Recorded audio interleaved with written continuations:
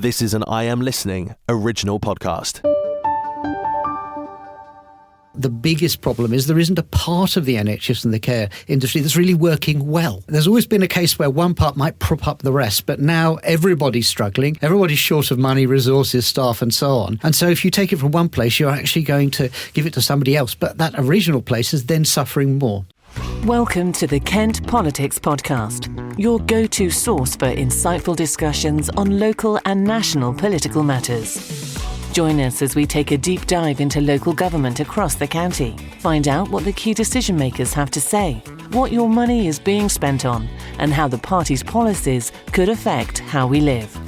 Plus, don't miss our regular feature, Westminster Watch, where we dissect the latest developments and decisions shaping the political landscape in the heart of the UK's capital. Engage with us as we delve into the issues that matter to you and explore the dynamic world of politics from a Kent perspective.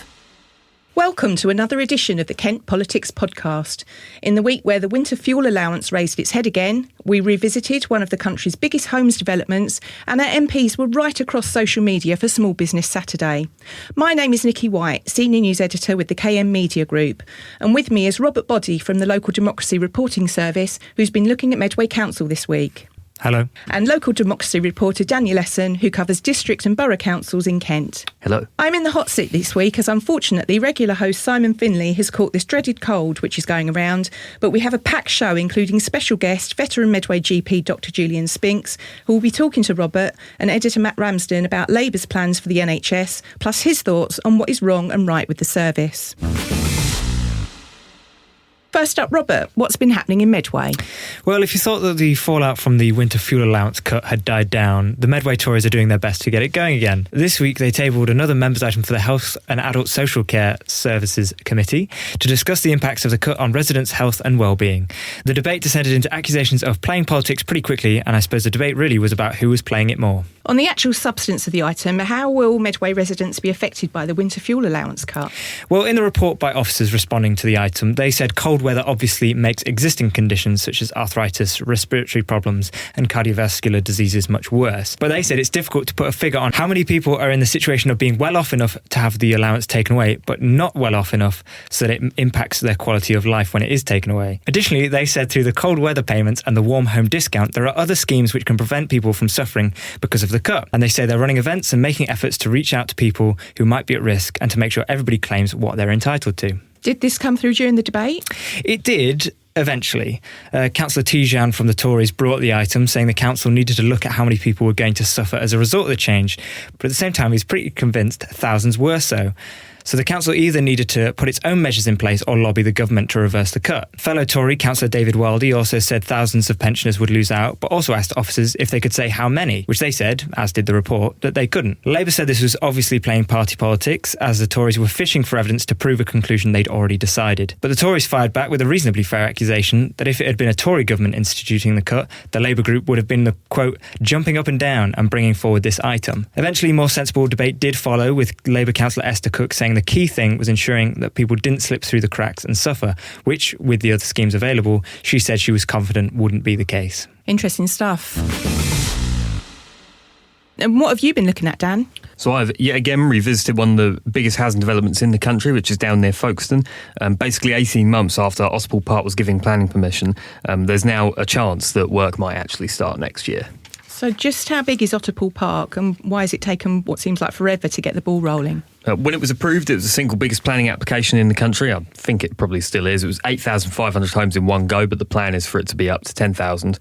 As you may imagine, it's very expensive and requires loads and loads of infrastructure, which, of course, Folkestone Hive District Council isn't really capable of funding itself. So it's had to go around asking for help. And has that paid off? Have they got some money? Not quite in vintage Town and Country Planning Act fashion. They have come to an agreement with Homes England to come to an agreement about how they will start work on it within the next 6 months, or possibly 9 if they choose to extend it. But basically, because of pollution issues, Ospel Park needs its own wastewater treatment plant, plus some road infrastructure changes. So to even get work started on the project, the council's leader tells me they're looking at a spend of about 26 million bob, hence the need for cash either from Homes England or, if they're not forthcoming with it, from the private sector. So what are the chances of this actually happening? Depends how optimistic you are. There's a planning application for the wastewater treatment plant going into the county council in January. They'd expect a decision on that by springtime.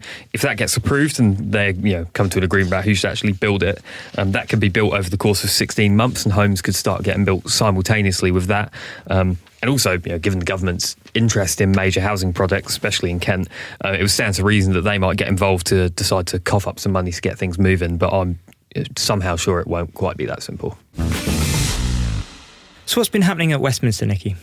So it was Small Business Saturday at the weekend, and many of our MPs have been out and about raising the profile of some of our best independent traders in Kent. Faversham MP Helen Whately, she spent some time in Bearsted visiting a cafe and a beauty salon, a Horsebox coffee shop, a butcher's, and I was also pleased to see us popping into Bearsted Newsagents, which is still complete with its Kent Messenger branding. She made a video of all the places she'd been to, which I thought was a really positive way to plug them all and show people what they're missing. Tunbridge MP Tom Tugendhat and Mike Tapp, who's the MP for Dover and Deal, they also made some videos in support of numerous independent businesses on their patch. And Mr Tapp even took the time to pull a few pints and tuck into some chips as he did so, but reminding people that small businesses are the beating heart of our community, so he's still getting his message across. Sir Roger Gale, meanwhile, he went on a whistle-stop tour of cafes, coffee shops and toy shops of Herne Bay and Sandwich, and he was reminding people that whilst it's sometimes more convenient to order our presents online, and I think we've all been guilty of that, you can often find some better bargains right on your doorstep.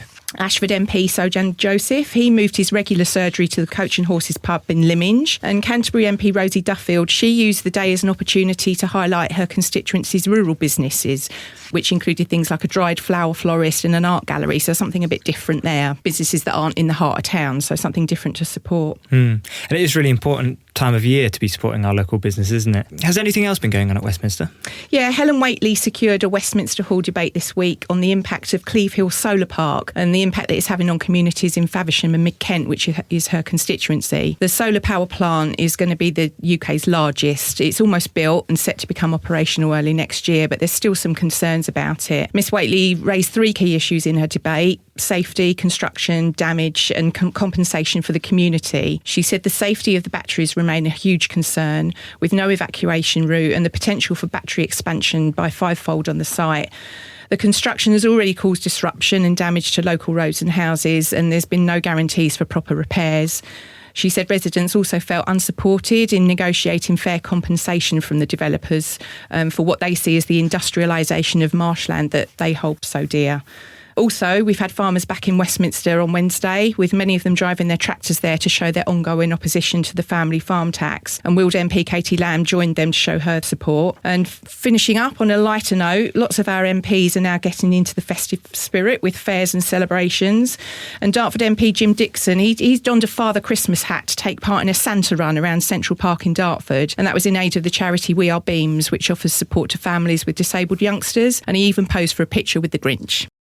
Is there a topic that you would like to be discussed on the Kent Politics podcast? Perhaps you've got a question for one of our panel, or you'd like to comment on a hot topic in local or national government. Get in touch by emailing or sending a voice note to kentpoliticspodcast@thekmgroup.co.uk. As part of his policy reset last week, Prime Minister Keir Starmer pledged to end hospital backlogs to meet the target that 92% of patients wait no longer than 18 weeks for planned treatment. For as long as any of us can remember, the NHS, which employs 1.5 million people in England alone and has a current budget of £192 billion, has been a political football kicked between the parties. So rather than have a guest from the world of politics this week, we invited long-standing Medway GP, Dr Julian Spinks, to talk about the service and what's going right and wrong. Hi Julian, welcome. Hello. Could you start off by telling us a bit about your background and your current job, please? Yes, I'm currently work as a director of the GP Federation, and I also continue to do some clinical work as well. I've actually been down in Medway for 40 years, initially in hospital, and then from 1988 onwards I was a GP and a senior partner in a practice, and I finally stepped down from there in 2020, supposedly to give up, but COVID intervened and I was dragged back in. organising all sorts of services. So I'm still going, still trying to tunnel under the wire to escape. I'll get there eventually, but that's my background. Okay, great. So just touching on where I started there. So last week, the Prime Minister was talking about backlogs within the NHS. What's caused them, and realistically, what can be done? Well, there's multiple factors, as ever. There was an increase in waits actually before COVID came along, but COVID added to this in a very big way. During that time, we didn't want to admit people to hospital unless it was really essential, so routine surgery got put off. Everything was really concentrated on making sure we responded to the COVID epidemic. Yeah. And, we were lucky. We didn't have the NHS fall over. We still were able to provide emergency care, but we're suffering from it now. And, of course, it is much more difficult to recover if you've already got a backlog than it is just to carry on. It's rather like going overdrawn and taking a loan out. Now you've got to pay for your day-to-day stuff and you've actually got to pay back the loan. So we're having to work harder just to stay still. Okay. And one of the big reasons that we all talk about is the social care issue, where we can't get people out of hospital to go back home. Yes, and this again has been going on for a long time. The delays going into hospital actually have never been that bad until we got to a point where we couldn't send people back out. If you come out of hospital and you're not 100% well, you need people to keep an eye on you, to do services and so on. Now, if you're younger, you're married or whatever, then that might be the family. But particularly elderly people who are more likely to live on their own, they need those social services to go in. They maybe need to go into a care home for a temporary time. And actually, care homes and care services have been defunded far more than the NHS over the same time. So if you can't get that person out of hospital, they're blocking a bed. You can't get them out, other people out of A&E, and the queues build up into the community. Whenever we have sort of discussions about sort of reforming or changing the NHS, a lot of people talk about changing it from sort of a responsive service, dealing with issues that people have, to sort of a more focus on preventative things and making sure that people live healthier and more money into that sort of thing.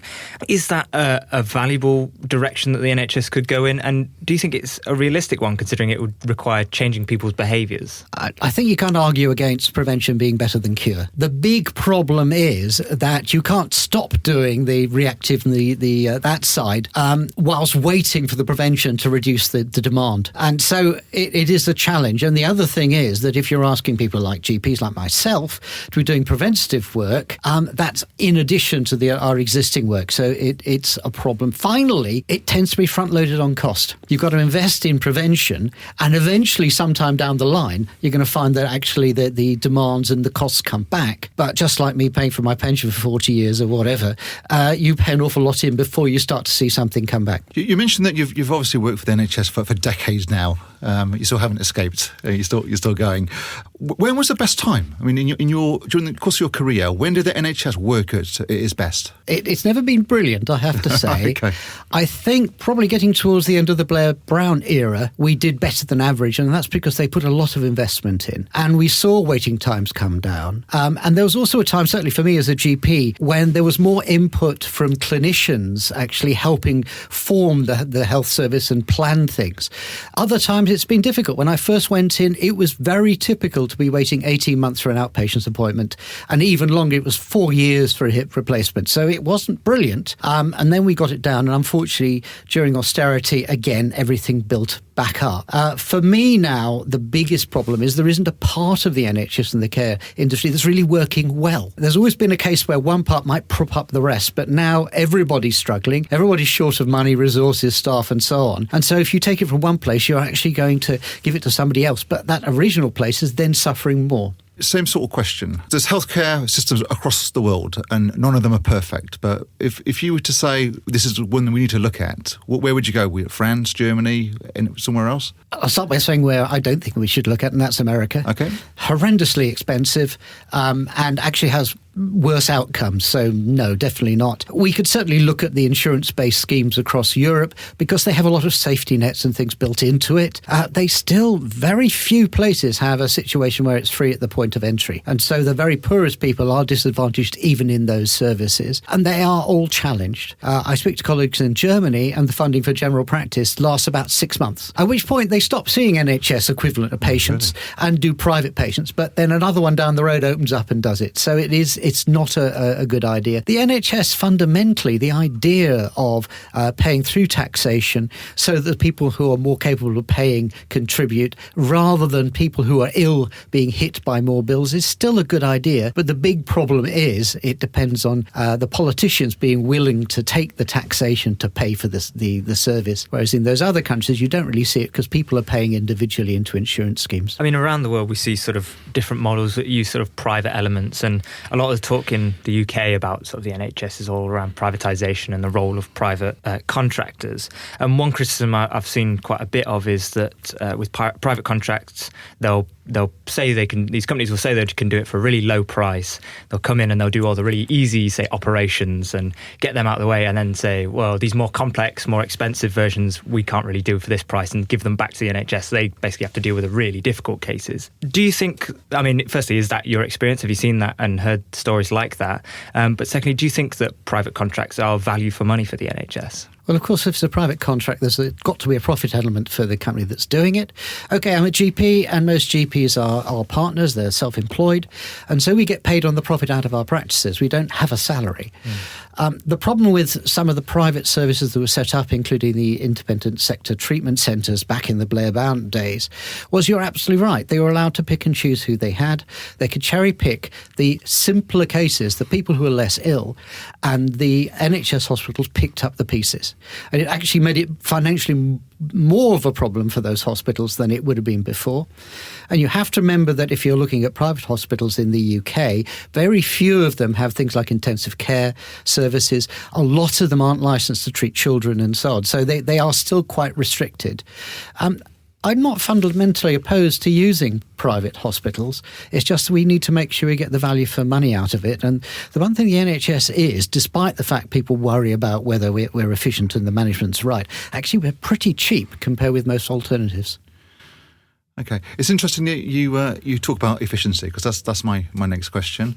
You speak to anyone, in the public, in your own families, and they all say the thing with the NHS is when you finally get to see someone, the care is great. The staff are fantastic. It's just getting to see that person is a nightmare with the 8 a.m. phone calls, and then when they correspond with us, you'll get the same letter 3 times. And it just feels that the care is great, but the bureaucracy just doesn't work. Would you say that's a fair comment?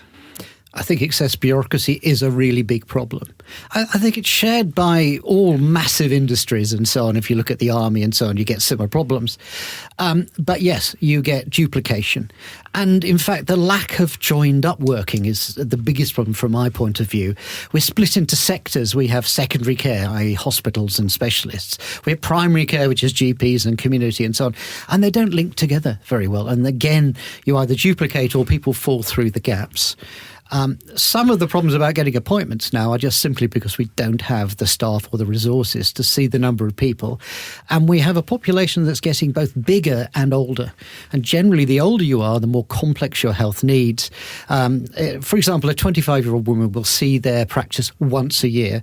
An 85-year-old woman will see them 18 times a year. So that's a very dramatic thing. So if the population gets older, suddenly the demand on health services goes up dramatically. Each year, we always hear about the NHS needs more and more funding every single year. And obviously, through the austerity years, although the actual raw figure of how much money was going into the NHS did increase, it didn't increase alongside sort of things like inflation and the rising costs of sort of more elderly people and this sort of thing. So now, although the money has increased, we're still sort of behind where we ought to be in a sense. Is it a case, even if we were able to find all that funding to catch up, would that really be a sensible thing to do, or do we need to sort of see major reforms? I think we've got to have a conversation with people about what we can afford and what we can't afford. The health service, and right across other countries, is exactly the same thing, is potentially a bottomless pit. And we keep coming up with new developments which are fantastic but cost a lot of money. And people are then expecting it. And so you're finding health is generally costing more and more each year. They say that typical inflation in the health service is about 7 or 8%, even when it was zero, sort of pre-COVID. So you've got to put quite a lot of money in. And the example I think of is there's just been a decision about Mounjaro, one of these jabs to lose weight. And overall, they're saying that 3.5 million people could benefit from it. It costs £122 per month. And so it was going to wipe out most of the NHS drugs budget just for that one product. And as a result, they're now going to introduce it over 12 years. But they're saying each year it's going to be well over £300 million for that one drug alone. And that's new. So, we've got to have a conversation and say, can we offer everything everybody wants? And there will be difficulties because there are times when you're saying it's very expensive, but it's not giving much gain. And an example of that is an end-of-life drug, which could be incredibly expensive, but only extends life by 2 or 3 months. Do you spend money on that, or do you spend it on a much larger group of people for other impacts? But I can totally understand if you're that person who's terminally ill or their family, you want those other 3 months. I don't think it's an easy answer, and I'm very glad I'm not a healthcare commissioner because of that, and to some extent being a politician because everybody wants everything. You mentioned before we started recording this conversation a bugbear of some of your patients. They say they'll come into your surgery and the waiting room's empty and they just can't understand that. Why are surgeries like that now? We learnt a lot during COVID. We were already moving towards things like total triage. That's the idea that you actually assess the patient before you actually have a full consultation, and using things like online consultations to do that. We've done things like electronic transmission of prescriptions and that side of things. It means there are fewer circumstances where we have to have the person in front of us. These days, people have blood pressure machines at home. So instead of bringing the person down to do it, they can send the result, and we will even text them and say, you're all right carrying with the medication, or adjust. All of that means that we run the surgeries much cleaner. In other words, people come down, they wait a very brief time in the waiting room, and they are seen. Whereas before, they'd come down, wait an hour, and there'd be a packed waiting room. We didn't want that during COVID, and it's much more efficient the way we do. But you're right, it gets misjudged. People that see an empty waiting room and assume that means we're not doing any work. In reality, we're going flat out all day. A simple question, but probably not a simple answer. If you had to summarise, what needs to change in the NHS to make it a better service, or to get the outcomes that Keir Starmer wants? Yeah, that's a very easy question, a very difficult answer. I think that definitely we need to look at a sort of a longer, bigger picture on health. We definitely need to look at things like personal responsibility and the other factors, because actually if you look at things like rising life expectancy, it tends to be the public health factors. In other words, looking at healthy eating, food, getting rid of smoking and so on. So we've got to look at that. I was pleased to see that the Labour Party talked about a 10-year plan for the NHS. Some years ago, I went to Finland to have a look at their health service. They had a 15-year plan, and all the parties had agreed they would stick to that plan. In the UK, we've been stuck in this terrible political cycle, which could be 5 years. In reality, about every 3 to 4 years, there's a revolution in the NHS. And it takes 3 years minimum for that to fit in. And so it means that just about the point where you're starting to be able to work effectively, it all gets changed again. So we need it longer. But I can notice already they're starting to wind back, because the trouble is, if they hadn't made enough changes within the first 5 years, there's a danger that they get voted out. So it's that side will make a difference.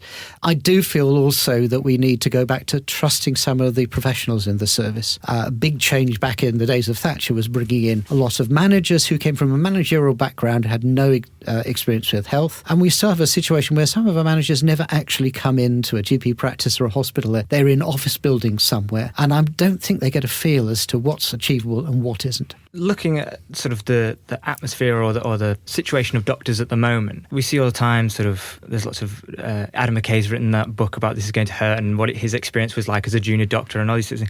We hear that it's a very difficult life to lead as a junior doctor and as a medical practitioner in this country. I mean, if you would start your career today, do you think you would go into the medical profession? I still love medicine. I hate to say it, I get a real buzz working with patients. I would say, for goodness sake, try to avoid getting tied up in all the bureaucracy and so on. But it has always been a really tough job. It has changed a lot. It's got a lot more technical for junior doctors. Back in my day, yes, less technical, but the hours were unbelievably ridiculous. I had one job where every other week I did 132 hours on duty in the week. So I had sort of 16 hours a week off during which time I was unconscious. And although they claimed it was on call, in reality, I was up 90% of the time. And I had colleagues who crashed their cars on the way in. Famously, once my parents rang me to talk to me, and they hung up on me. And then I discovered I'd actually fallen asleep, and they hung up after half an hour. And it was unsafe for patients, because that's the other thing, is if you're pushing doctors, nurses and other clinical staff beyond their limits, it's the patients that suffer in the end. If they make a mistake, that can be devastating. One of the talking points that does the rounds when it comes to the NHS is the number of time wasters who are involved. They go to the doctor, there's nothing wrong with them. They should rather go see a pharmacist if they feel ill. And also people that go to A&E and they shouldn't be there. One of the solutions which has been suggested over the years is that you charge people like a £10 fee for going to A&E. Would you agree with that? I think it's a difficult one to say. One of the problems is that because of the bureaucracy, you've actually got to make sure that the amount you're charging them isn't actually going to cost the NHS something. Because I had someone say, well, why don't you charge £5 to come to the GP? It would cost us more than £5 to process it. So, you've got to watch that. I think there is a slight concern over particularly older people who are reluctant to come to us anyway. They don't want to be a bother. And maybe even further put off by some money. Having said that, yes, I get intensely frustrated by people who come in for trivial things. There is now things like NHS 111 that can give you advice whether you need to be seen and who you need to see. And I think that's important, because before you can argue, well, how do you know what's serious and what isn't serious? So we've got to be careful. But the frequent flyers, my record was somebody who saw me 200 times in 1 year. Oh, really? And now, it was almost like you came in every morning and that person was sitting there. It's very difficult to deal with that. Likewise, we've had patients who dial for the ambulance multiple times every day. And ultimately, we get the service getting onto us, can't you stop this person doing it? Well, short of sitting there or taking their phone away, we can't. And you do try and educate them, but some of those have got some sort of psychological problem. Yeah. Finally, you have got lonely people. We're going to the surgery and chatting to people in the waiting room and seeing their nice, friendly GP is actually one way of dealing with that. It's very, very difficult. Yeah. So with all that in mind, during the course of your career, how have patients changed? There's definitely less patience amongst patients. I think that as we've moved into a time where everything is one click away, and whatever you want is going to be delivered tomorrow by a large commercial organisation, people now feel that they should be able to get access to general practice immediately for whatever, whether it's trivial to serious. In reality, we have to look at it and say that person needs to be seen, that's potentially life-threatening, right out to that's the utterly routine. As waiting times have gone up, that's got worse, and my poor receptionists get the thick end of this. Sometimes people are incredibly abusive towards them, tend to be sweetness and light when they come to get to me, but they don't realise the receptionists have forewarned me what they've just done. Right. One final question, Julian. So the government come to you, they say you're highly experienced professional within the NHS. We're going to put you in charge of the entire service. We're going to give you an unlimited budget. What problems do you attack first? I think we need to move care out of hospitals into the community, because that's where most of the illness is. But we also need to be able to move the funding with it, because until now they've kept saying that, and they've kept saying go to prevention rather than cure and all this sort of thing, and it's now digital versus analogue, and they haven't brought the resources to go with it. If we can crack the community, actually the hospital pressure will come off. Dr Julian Spinks, thank you very much. Thank you.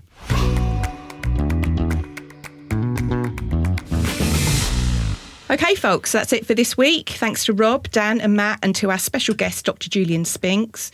Don't forget to keep an eye on KentOnline/politics for the latest news from across the county. You can also sign up to our newly launched Politics Briefing newsletter by visiting kentonline.co.uk/newsletters. And finally, don't miss out on KMTV's Politics Show, which happens every Friday at 5 p.m. See you next time. Thanks for listening to the Kent Politics Podcast. Don't forget to check out stories throughout the week on the politics page of Kent Online. And you can watch the Kent Politics Show with Rob Bailey on KMTV every Friday at 5 p.m. or on demand at kmtv.co.uk. This has been an I Am Listening original podcast. For more information, head over to our website, im-listening.co.uk.